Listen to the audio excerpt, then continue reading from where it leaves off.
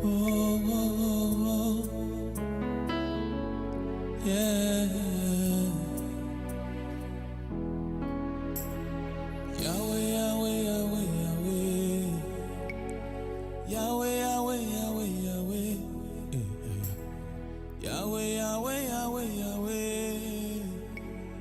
Yahweh, Yahweh, Yahweh, Yahweh. Oh, Yahweh, Yahweh, Yahweh, Yahweh. Yahweh, Yahweh, Yahweh, Yahweh. Ah, wow. Bonjour, bonjour, mes frères et sœurs. Shalom, shalom. Au nom de Jésus-Christ de Nazareth, je vous salue. Je vais témoigner la grandeur de mon Dieu, de mon roi, car c'est un Dieu qui pardonne, car c'est lui seul qui accorde le pardon.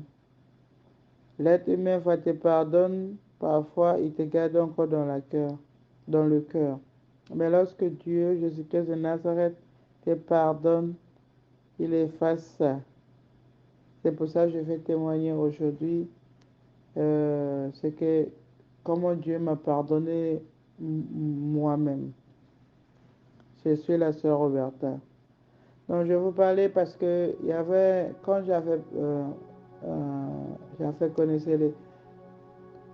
quand j'avais connaissé le Seigneur, quand le Seigneur venait me chercher, je suis que de Nazareth, il est venu me chercher où j'étais dans le péché, un pas pour aller. J'étais déjà à la porte de l'enfer, mais Jésus-Christ de Nazareth, il vient me chercher. Et j'étais avec un contact avec un homme. Maintenant, j'étais en contact avec un homme avant que je connaissais le Seigneur, Jésus-Christ de Nazareth, avant qu'il m'amène à la maison. J'étais en contact avec un homme et c'était quand j'ai en contact avec lui, j'étais pas chrétien et après je suis devenu chrétien, mais quand je devenu chrétien, je n'ai pas coupé le contact avec lui. J'avais toujours contact avec lui parce que j'avais aimé ce gars, parce que j'avais aimé cet homme et je l'avais aimé vraiment. J'avais souhaité qu'il sera mon mari et tout, selon son comportement, parce que on n'était pas dans les mêmes villes. Il était aux Pays-Bas, moi j'étais en France. Donc on s'est rencontrés vers les réseaux sociaux, mais tout ça allait bien par le téléphone. On était tout le temps en contact, comme si on est dans la même maison. On est tout le temps au téléphone. Il m'a accordé son temps et moi j'ai accordé aussi mon temps à lui. On était tellement bien et que j'ai resté en contact. Et quand Dieu m'a appelé et que j'ai commencé à aller à la prière, aller entendre comment il prêchait, il faut pas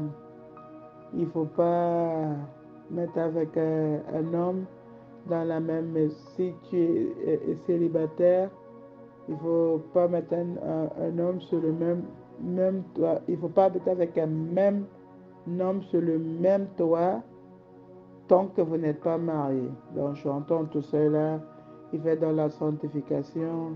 J'étais content parce que j'avais un enfant, mais c'était pas avec lui. Donc je suis content, Jésus m'a appelé, je suis dans la joie. Mais au fur et à mesure, j'ai resté en contact avec lui. Et à un moment donné, parce je lui ai raconté cet homme-là en 2012 et je connaissais en fait, sa vie qu'elle me raconte. J'avais tellement pitié de lui, j'avais tellement voulu le soutenir, je voulais l'aider. Donc à un moment donné, lui commence à me réclamer que c'est mieux qu'il venait habiter chez moi et il va me marier, sa famille va aller chez ma famille et tout, on va se marier et tout. Donc, mais je lui dis, non, ce n'est pas possible parce que si je fais ça, ça peut être un danger, je peux tomber. Il me dit, non, non, non, on ne va pas dormir dans la même chambre, t'inquiète. Et puis, chez quelques temps, son difficulté commence à monter. Et puis après, je me suis dit, bon, je suis tellement pitié de lui, on a parlé jusqu'à... Mais je continue dans ma marche et je continue à prier, je continue à demander l'aide au Seigneur, je continue à crier au Seigneur que si cet homme-là n'était pas mon mari, qu'il ne vient pas chez moi et tout. Non, jusqu'à un moment donné, c'est par le pitié de lui, par l'amour, j'ai fait cela. Donc, il est venu habiter chez moi et puis après il habite chez moi, il habite dans une autre chambre, mon fils. Je crois qu'il avait 5 ans, 4 ans, je ne sais plus. Et puis là, mon fils est dormi avec moi. Et un jour, au fur et à mesure, on est resté dans la même chambre, j'ai tombé. Quand je suis tombé, frères et sœurs, c'était dur. C'était tellement dur, tellement mal. Quand j'ai tombé, les sœurs et frères, je veux dire, quand j'étais tombé, c'est comme, je vois comment tout, j'ai perdu mes biens. Je vois comment ma prière ne peut plus monter au Seigneur.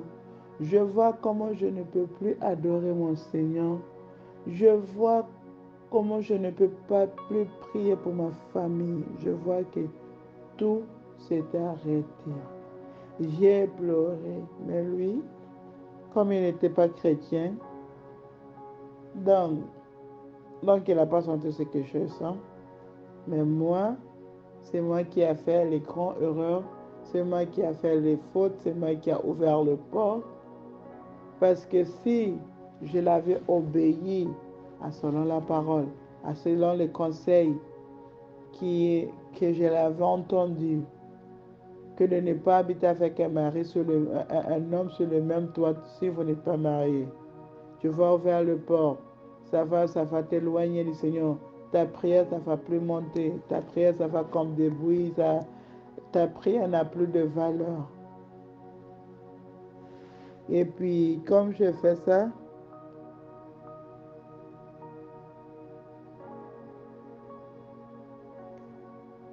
quand je fais ça, ça m'a bouleversé, j'ai tellement pleuré quand j'étais dit pleurer, je pleure parce que je commence à réaliser, c'est comme si je suis dans un film. Je commence à voir tout ce que j'ai perdu, j'ai pleuré, j'ai supplié Seigneur, même si, comme il m'avait déjà dit que quand tu es péché, tu es tombé, Seigneur, n'écoutait plus ta prière, mais je continue à crier, j'ai pleuré, j'ai supplié ce Seigneur. Mais un jour, oh, ça, je marchais pour aller au travail, là, j'entends une voix qui me dit que tu as un enfant qui s'appelle Ananias. Donc, comme j'ai entendu Ananias, je me suis dit, bon, lorsque je vais mettre ma vie en règle avec le Seigneur, là, j'aurai un enfant qui s'appelle Ananias. Donc, je suis dans la joie, je continue à partir où je devais aller au travail. Et quelques jours après, je ne me sens pas bien. J'ai dit, bon, je vais aller faire un test. Je suis allé faire un test, je vois que je suis enceinte. Il y a le 2 très positif. J'ai dit, d'accord. Oh là, j'ai assis par terre. J'ai dit, Seigneur, moi qui ai tombé, moi qui ai... que ma prière ne montait plus. Seigneur, maintenant, ça devenait pire, Seigneur. Mais il n'y a que toi, Seigneur. Toi qui sais comment je peux avoir un enfant dans cette situation. Et j'ai parlé à cet homme. que je suis enceinte. Il me dit, d'accord.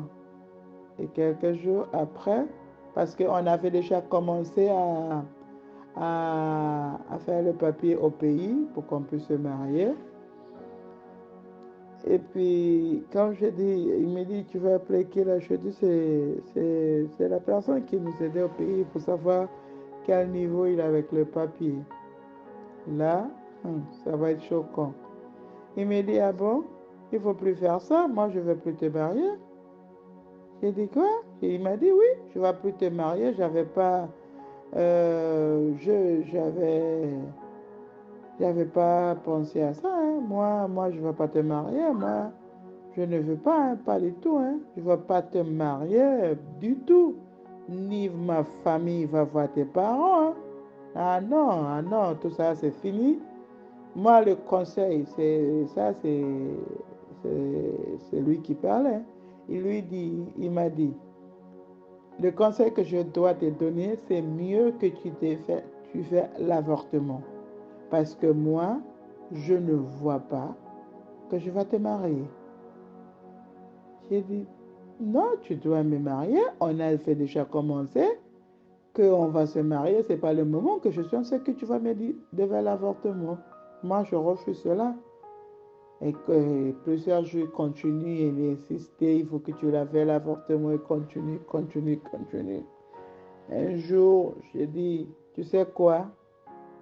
L'enfant qui est dans mon ventre, c'est Dieu qui l'a mis dans mon ventre. Et c'est lui seul, c'est le jour qu'il a décidé de faire sortir cet enfant. Moi, je ne vais jamais vers l'avortement. Je préférais de porter ma grossesse toute seule au lieu de faire l'avortement. Et en plus, je ne savais pas que j'étais enceinte quand j'avais reçu le nom de Ananias. Donc j'étais toute seule. Je garde l'enfant, je ne le fais pas. Après, j'allais prier, j'ai fraîché les genoux, je demande de l'aide au Seigneur. J'ai dit, Seigneur, je ne peux pas continuer comme ça. J'ai besoin d'aide. J'ai besoin d'aide, Seigneur, aidez-moi. Je préférais de porter ma grossesse tout seul que cet homme-là part chez moi parce que je ne vais pas faire l'avortement. J'ai préféré, Seigneur, j'accepte cela, de marcher toute seule, de porter ma grossesse toute seule, de rentrer dans la sanctification. Que tu me pardonnes pour mes fautes. Tu pardonnes-moi, je ouvre le porte. Regarde le dégât qui est dans ma vie. Regardez quelle porte j'ai ouverte. Regarde tout ce que j'ai ramené dans ma vie. Pardonne-moi. Et souvent, j'entends des gens qui priaient, qui disent, ah Seigneur, j'ai tellement prié, mais regarde, Seigneur, tu m'as laissé faire ça. Moi, quand j'étais tombée, je n'ai pas vu que c'est le Seigneur qui m'a pas aidé. Je vois la légère, je vois comment j'avais pitié de lui, je vois comment j'avais tellement, comment dirais, tellement je voulais aider, tellement j'avais porté son situation sur moi. J'avais pas fraîché les genoux à Jésus pour dire, voilà Seigneur, l'homme que j'aime, cet homme-là que j'aime, il est dans telle situation. Qu'est-ce que toi tu as dit pour cette situation? Je n'avais pas prié à cette façon. J'ai fait avec la chair. J'ai accepté la façon avec la chair. Et je me suis dit, Seigneur, je prends des choses en légère. Je ne devais pas faire confiance qu'on soit sur le même toit et on va marier. Je ne devais pas accepter cela. Mais il y avait une partie qui m'avait travaillé aussi que, comment dire, que si lui il n'était pas approché de moi, comment je peux connaître son comportement parce qu'il est loin, on est tout au téléphone, mais il y a des choses, si on se voit en physique, je peux découvrir son comportement. Et puis, comme il m'a, à un moment donné, c'est pour ça que je dis, bon, c'est mieux qu'il habite, oui, c'est mieux s'il habite chez moi, je vois au moment qu'on va préparer les documents pour se marier, là, je vais connaître son comportement. Mais pourtant, ça n'a rien à voir. C'était un grand danger que j'ai calculé pour mettre dans ma vie. Parce que c'était pas la peine. Dieu connaissait le comportement de la personne. Dieu sait comment la personne est. Mais non, je prends la partie de l'être humain que non, moi-même, je vais connaître qui est cet homme. Comment il est, comment il se comporte, comment il va prendre mon fils, comment il va être. Donc, j'ai calculé tout ça et j'accepte cela. Il est venu chez moi, je suis tombée et c'était dur. Et pendant cette grossesse, euh, à partir de 3 mois, le Seigneur m'a béni, il est parti, je suis toute seule avec ma grossesse. Et j'avais parlé à des sœurs, à des personnes qui disent, je sais, j'avais reçu un nom pendant que je marchais que j'aurai un enfant qui s'appelle Ananias, mais là je suis vraiment enceinte. Il me dit non, non, non, non, non, tu ne peux pas avoir un enfant qui s'appelle Ananias. Ananias et Saphira, le Saint-Esprit avait tué, Dieu ne va pas te donner cela, déjà tu es tombé, Dieu ne va pas te parler. Je suis tellement bouleversée comme il m'a dit tout ça. Et à un moment donné, je continue à prier, je continue à prier. Le Seigneur va me montrer sa grandeur. J'avais juste 10 euros sur ma compte pour passer le mois. Et comme j'avais juste 10 euros, j'ai dit, bon, je vais aller à la poste, je vais retirer 10 euros, je vais acheter un carton de soupe parce que là, je n'ai pas d'argent et je ne vais pas demander à quiconque. Je ne veux pas donner à personne. Je suis allé à la poste, il y avait un queue devant moi, j'étais dans mon téléphone, je joue dans mon téléphone. Et puis là, comme tout le monde est passé, j'ai approché pour retirer mon 10 euros. Je vois 50 euros par terre, pliés devant moi. Je vais demander. L'esprit me dit non, tu prends et tu dis merci au Seigneur et tu pars. Quand j'étais parti, j'avais peur. Je dis, oh là là, la poste va réclamer, ils sont vus par caméra, que telle personne vient réclamer et tout. Et mes frères et sœurs, la poste n'a jamais réclamé. Un autre jour, j'avais pas d'argent, je marchais, je parlais avec le Seigneur. Elle va me dire, pourquoi tu marches avec la tête baissée? Oh, monte ta tête, regarde devant toi.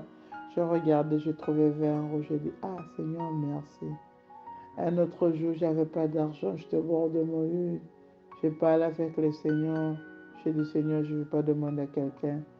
Je regarde dans le miroir, je vois sur mon lit, il y a 20 euros. Je dis, waouh, Seigneur, merci.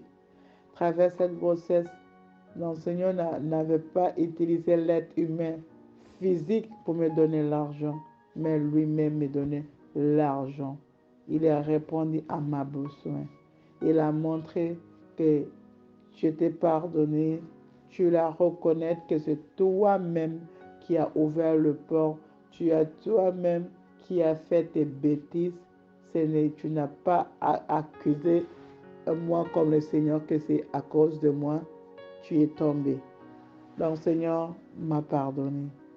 J'ai continué avec la grossesse et il y avait où j'étais habité au Mont. Après, je me suis dit, genre, la maison là, elle est trop petite et je vais déménager. Soit je déménage dans un logement au Mont, ou soit je vais aller dans une autre ville qui s'appelle Tours. Et puis là, Seigneur m'a fait. J'ai dit, bon, Seigneur, quand je déposé dans les deux sens, là où tu veux que je sois être, que c'est eux qui m'appellent pour signer le bail en premier. Soit au Mont, soit Tours. Et là, c'est Tours qui m'a appelé pour signer le bail. Et le jour là que je devais déménager, il y avait tellement de personnes qui venaient m'aider pour ranger parce que j'étais en terme pour accoucher. Et puis là, il y avait tellement de gens qui venaient m'aider pour ranger pour même ils savaient dans les camions. J'étais habitant au premier étage, mais là, ce bâtiment était construit comme si tu es en deuxième étage, mais pourtant c'était en premier étage. Et comme avec les trucs lourds là, il y avait tellement de personnes qui étaient présentes pour m'aider. Des frères et des sœurs, des familles. Ma famille en Christ et ma famille biologique étaient présents. J'étais dans la joie. Et pendant que je partais, je prends le tram. Il y a un moment donné, le tram s'est arrêté. Ils se sont dit, on ne peut pas avancer parce qu'il y a la manifestation. Et quand je suis arrivé, après, on arrive à la gare. Le train que je dois prendre par la tour s'est supprimé. Il y avait la manifestation. Ils ont supprimé de voies. Il faut attendre. Je prends le covoiturage annulé. J'ai dit, bon, Seigneur, que ta volonté soit faite. Je vais appeler la dame. Parce que l'heure approche. Normalement, le rendez-vous que j'avais, c'était à 14h. Je voyais qu'il était presque 13h déjà. Je voyais que tout ce que je dois traverser ne sera pas possible.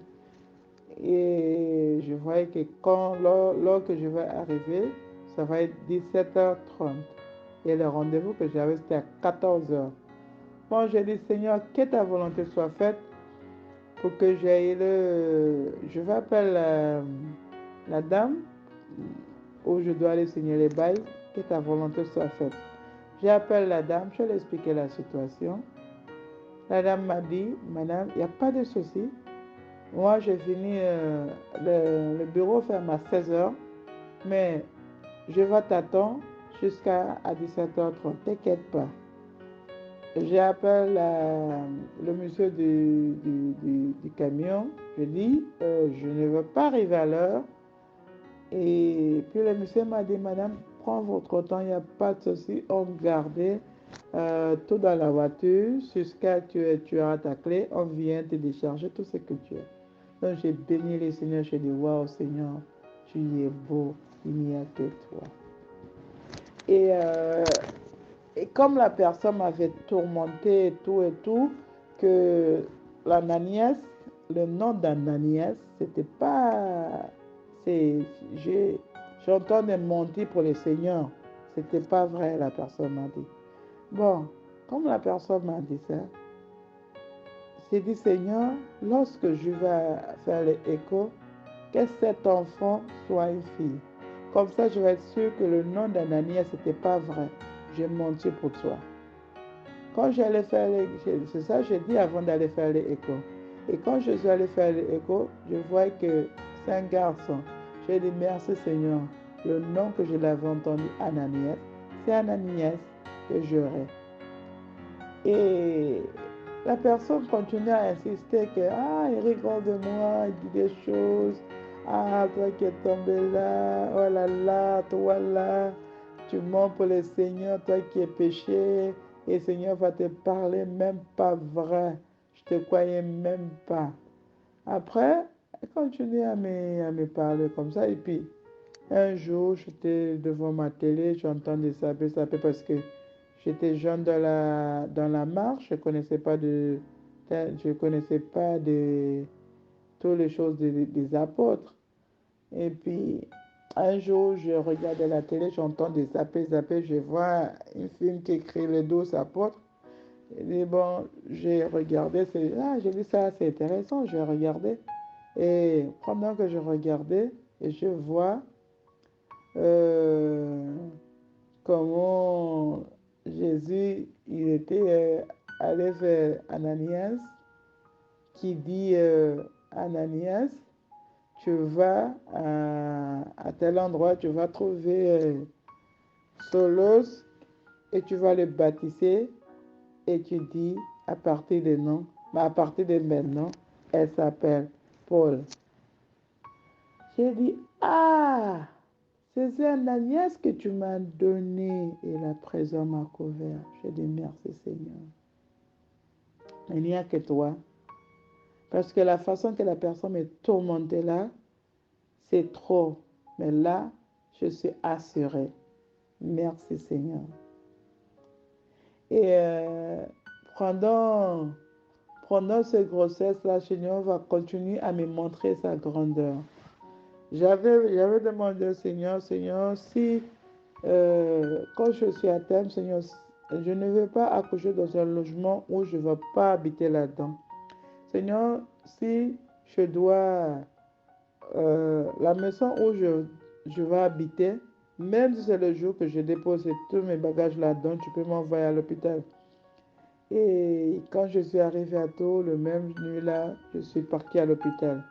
Et quand je suis partie à l'hôpital, j'avais mal parce que j'avais la vésicule biliaire. Je suis partie à l'hôpital. Et quand je suis partie à l'hôpital, et il a vu que la vésicule biliaire me fait tellement mal. Et j'ai dit, Seigneur, là, je suis déjà à l'hôpital. Seigneur, si je dois guérir par le médecin, si il doit me opérer pour enlever le caillou, Seigneur, que ta volonté soit faite, que je peux m'accoucher. Et les médecins ils sont revenus. Hein. Quand je venais prier, c'est quelques minutes. Les médecins sont revenus. Ils disent, Madame, on va décrocher la grossesse et après moi, on va enlever le caillou. Vous êtes d'accord, Madame? Je dis oui, je suis d'accord. J'ai béni le Seigneur. J'ai dit, ça, c'est le Seigneur. Ça, c'est le Seigneur. Et comme il m'a décroché la grossesse, après, j'appelle euh, cet homme-là, le papa de mon bébé. Je l'appelle, je dis, bon, je lui ai expliqué la situation. Il m'a dit, tout le temps, je te demandais, je vais être présent le jour de l'accouchement de mon premier fils. Est-ce que tu peux me pardonner que je peux venir faire cela? J'ai dit, attends, je t'appelle. Après, j'ai prié, j'ai dit, Seigneur, cet homme-là veut venir participer à l'accouchement. Si tu veux qu'il soit présent, Seigneur, que je n'accouche pas jusqu'à il arrive parce qu'il est à Bordeaux. Il est à Bordeaux. Bon, je parlais de ça. Après, je l'appelle. Je dis, bon, tu peux venir. Et puis, c'était la nuit. Il avait déclenché. J'étais là à la nuit, toute la journée. La nuit encore venue. Mais le Seigneur m'a béni. Il n'y avait pas vraiment une contraction qui était dure. Tout a été doux jusqu'à le deuxième jour. On a dit, voilà, le deuxième jour qu'il est arrivé. Et comme il est arrivé, la contraction commence à être forte. Quelques heures après, je suis accouchée. Ananias. J'ai accouché le Ananias. Il était tellement beau, tout beau, avec des grandes fourchettes. Wow, je dis, c'est cet enfant-là que Dieu m'a béni. Et j'étais tellement dans la joie. Et le Seigneur va me continuer à montrer sa grandeur. Et quand je suis accouchée, j'étais encore chez moi. Le Seigneur veut que je vois, il est encore avec moi. Et puis il m'a, il n'y avait plus de lait. Le lait était fini. J'ai dit, hé Seigneur, là, je n'ai pas d'argent. Et j'ai dit, Seigneur, je n'ai pas d'argent, je n'appelle personne pour du cela. Seigneur, c'est toi qui vas m'aider. Tu es le papa de cet enfant. La pédiatre m'a appelé, la secrétaire du pédiatre m'a appelé, Madame, j'ai deux boîtes de lait pour vous, vous pouvez vous en charger, vous avez besoin de lait. Je dis oui. Je vous dis, frères et sœurs, quand je vais faire cette prière, c'est quand j'ai fini de prier, la téléphone a sonné tout de suite. Je suis allée chercher deux boîtes de lait. J'ai dit, waouh, Seigneur, tu es fidèle. Et maintenant, cet homme-là, on est mariés. Cet homme-là qui m'a fait, cette chose était passée au milieu de nous. On est mariés maintenant. Et je voulais vous dire quelque chose, frère et soeur. Toi qui souhaite que le Seigneur qui choisit ton mari, priez, frais-sur les genoux. Mon frère, toi qui veux que le Seigneur choisisse ta femme pour toi, frais-sur les genoux. Si la personne que tu l'aimes, elle est dans une difficulté, frais-sur les genoux. Mais ne fais pas les choses avec la chair. Parce que tu aimes la personne et maintenant, tu fais tellement faire pour elle plus qu'elle-même. Non, c'est ça, c'est un grand danger. Comme tu vois que l'autre souffre, la façon de faire, c'est frais-sur les genoux.